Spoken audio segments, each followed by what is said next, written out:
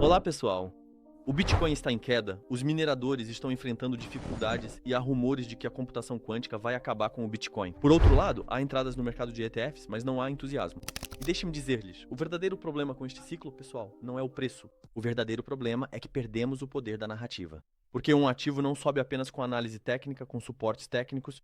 Ele precisa de uma história, de uma narrativa. Hoje vamos ver se realmente perdemos essa narrativa. Vamos começar o nosso vídeo. Antes de começar o vídeo, gostaria de dizer que preparei este vídeo com muito esforço, mesmo estando um pouco doente. Ficarei feliz se você curtir e deixar um comentário. Inscreva-se no canal para se juntar a nós nesta jornada cripto. Ainda não acabou. Vamos começar o vídeo.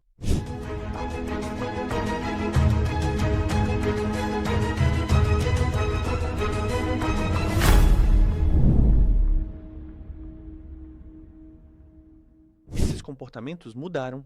Falando do lado técnico, eu tinha um gráfico que compartilhava de vez em quando com os amigos, se vocês se lembram. E quando compartilhei isso, o preço do Bitcoin ainda estava por aqui, lá em 2023, quando compartilhei pela primeira vez. Agora esse gráfico está funcionando exatamente como previsto, e na época eu disse, amigos, olhem só. Em outubro, nossa temporada de alta para o Bitcoin vai atingir o topo e depois entrar em baixa. E realmente, em outubro, vimos o Bitcoin chegar a 125 mil dólares, e a partir daí começamos a cair gradualmente. Ou seja, esse gráfico funciona 100%, mas para quê? Não é um gráfico que funciona para altcoins, apenas para o Bitcoin. Esse gráfico mostra a temporada de alta e de baixa do Bitcoin. Estamos na baixa do Bitcoin. Segundo o gráfico, no último trimestre de 2026, o Bitcoin encerra a baixa. E nesse período, na verdade, temos também uma narrativa em mãos. O que é?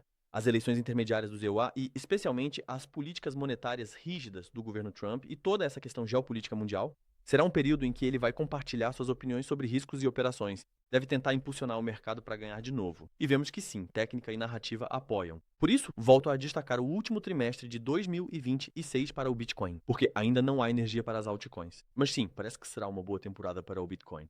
Pelo menos o mercado em baixa está chegando ao fim e parece que teremos uma temporada de alta. Daqueles tempos. Agora, além dos aspectos técnicos, existem certos períodos na história do Bitcoin. Amigos, vamos deixar a técnica de lado por enquanto. O mercado às vezes cai drasticamente, mas compradores agressivos entram em cena. Cada recuo é percebido como uma oportunidade e o mercado se recusa a cair. Esse é o primeiro cenário. Mas em alguns períodos também acontecem coisas assim. Sempre que o preço tenta subir, ocorre uma venda e o preço recua dali. As altas são fracas e logo experimentamos recuos. A temporada em que estamos agora, amigos, é como essa segunda temporada que mencionei. O preço tenta subir, mas está muito fraco e recua imediatamente. Mas isso não é novidade. Vejam, vocês estão vendo o gráfico na minha frente. Foi assim também em 2014. Foi assim também em 2018. Foi assim também em 2022 e agora estamos em 2026. E então, sim, tecnicamente o ciclo de 4 anos funciona no Bitcoin. Podemos dizer isso.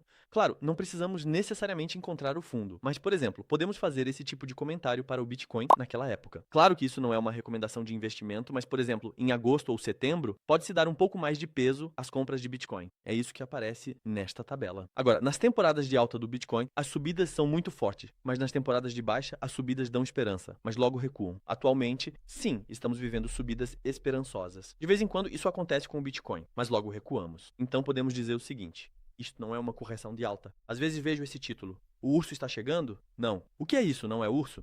Claro que é urso. Por isso podemos dizer o seguinte, isto não é uma correção de alta. Estes já são sinais claros da temporada de baixa. Estamos em um mercado de baixa? Sim, na minha opinião, estamos em um mercado de baixa. Ninguém dá muita importância, mas outro assunto, na minha opinião, é um dos mais importantes. Os mineradores de Bitcoin estão passando por tempos difíceis. Quando o preço do Bitcoin cai, o investidor pode ter prejuízo, mas se não vender, pode esperar.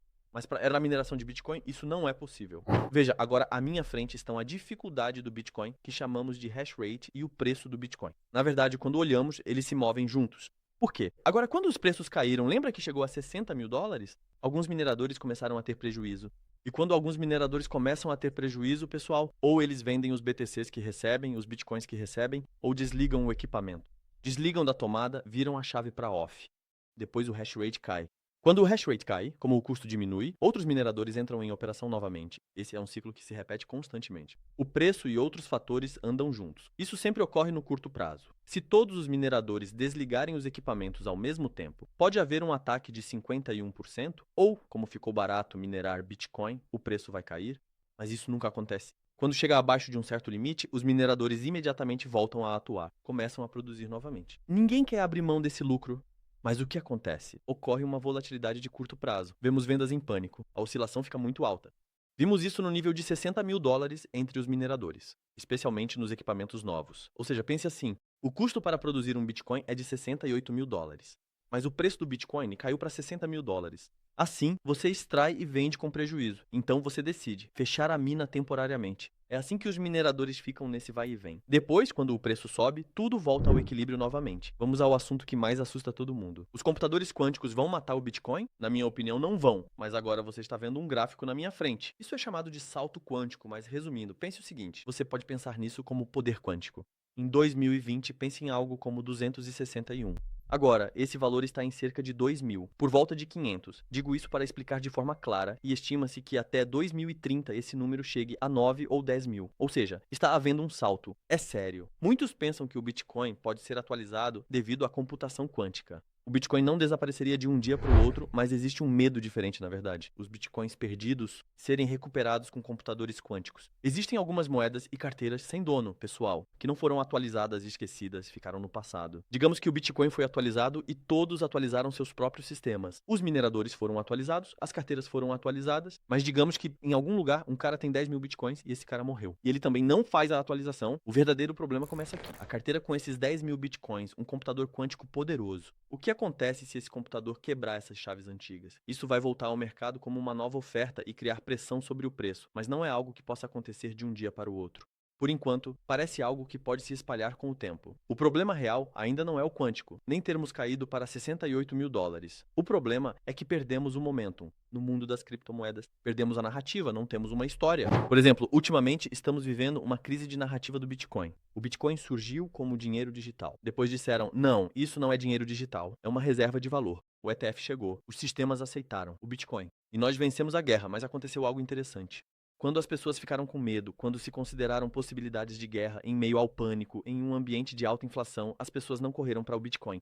Correram novamente para o ouro. Ou seja, a narrativa do ouro de 5 mil anos continuou. Agora, isso é muito crítico, porque dizemos que o Bitcoin é uma reserva de valor. Ou seja, em momentos de medo e pânico, enquanto as pessoas recomendam ouro, elas também deveriam se voltar para o Bitcoin. Mas o Bitcoin não se comporta como um porto seguro. Isso acaba gerando aqui uma perda de narrativa. Se essa história enfraquecer, claro que isso também se reflete no preço. Quando perdemos o momentum, porque a plataforma X, o Twitter, é uma energia. O YouTube é uma energia. Antes, quando eu fazia vídeos sobre cripto, logo na primeira exibição, 200 a 300 pessoas assistiam e os vídeos chegavam a 20 a 30 mil visualizações. Agora os vídeos pegam 2.000 views, cripto não atrai mais ninguém. Como não dá lucro, o preço é a narrativa principal. Talvez seja. Mas se perdemos a narrativa, não sobra nada para sustentar o preço. Isso é um paradoxo. Mas o Bitcoin já superou esses paradoxos antes. Isso aconteceu várias vezes e ele fez de novo, pessoal. Na minha opinião, o principal fator que acabou com a narrativa nas criptos foi a loucura das meme coins e das shitcoins. Sinceramente, não dá para sair disso sem comentar. Acho que não vai conseguir subir do cripto. Tenho esse tipo de opinião, pessoal. A isso eles empurram e dão um brinquedo. Ele se agarra ao brinquedo, trata como se fosse a mãe dele. É uma história triste. Como você pode ver, ele se agarra a ele. Tenta encontrar paz. E faz amizade com ele. Em cima disso, na IKEA, aliás, esse é o macaco da IKEA, eles imediatamente adicionam esse macaco ao produto à venda. Ou seja, esse macaquinho pequeno. Nossos criptoentusiastas não ficam parados. Lançam logo uma moeda chamada Punch. E o macaco também se chama Punch. É aqui que tudo começa. Alguém comprou 100 dólares e agora tem 10 mil dólares. Vários tweets antigos estão aparecendo. Isso é um absurdo. Se você não criou essa moeda, seus 100 dólares não vão virar 50 mil. Então, o que acontece se você investir 10 mil dólares e restarem apenas 1.000 dólares? Restam 100 dólares? Já chega dessas bobagens de meme coin. Só um grupo seleto ganhou. Coisas inúteis que não servem para nada não geram valor. Inteligência artificial. Enquanto a IA está gerando tanto valor no mundo, não vamos chegar a lugar nenhum com moedas que não produzem nem o valor de uma meme coin, que não servem para nada. Sim, vivemos as temporadas de 2021 a 22 e as anteriores, mas naquela época havia muito dinheiro no mundo. As pessoas já diziam, tem tanto dinheiro que preciso fazer alguma loucura, onde vou gastar? Era isso que diziam. Agora o dinheiro é valioso. Estamos de novo no período em que cash is king, então precisamos nos livrar dessas meme coins. Nos Estados Unidos, há uma lei chamada Clarity Act, que é uma lei de clareza. Eu já tinha mencionado isso antes, e Brian Armstrong era muito contra isso. Ou seja, tudo está muito bom, mas essa parte é estável. Ele dizia que stablecoins eram bobagem. Ontem à noite também assisti ao programa dele na CNBC, e participei de um programa junto com o senador Bernie. E ele disse que a versão final ficou muito bonita. Bem,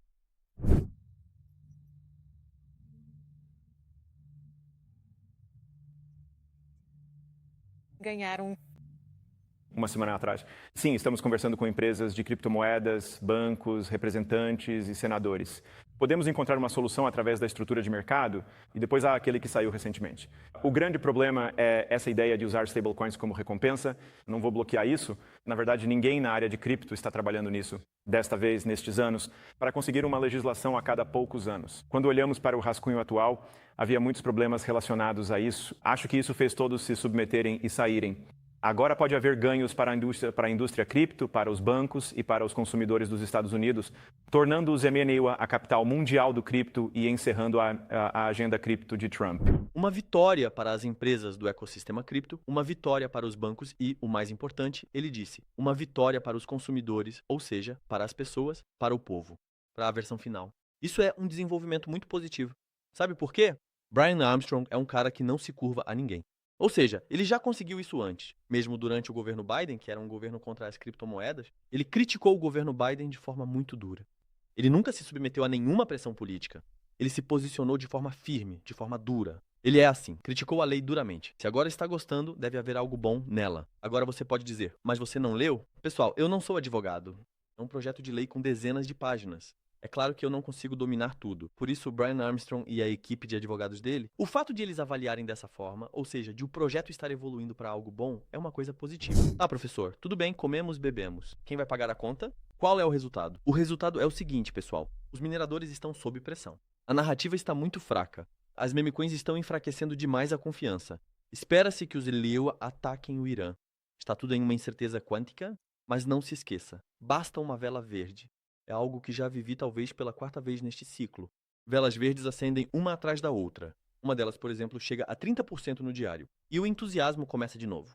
A narrativa recomeça. De uma forma interessante, como uma fênix. Às vezes você pensa que não serve para nada. O futuro está aqui. Por isso, acredite nas criptos. Sim, seguimos investindo em Bitcoin, Ethereum, BNB e Solana. Vamos deixar de lado, por enquanto, essas moedinhas ou fichas de memes. Essas altcoins de baixa capitalização vão valorizar. Altcoins, a hora delas vai chegar. Espero ter ajudado.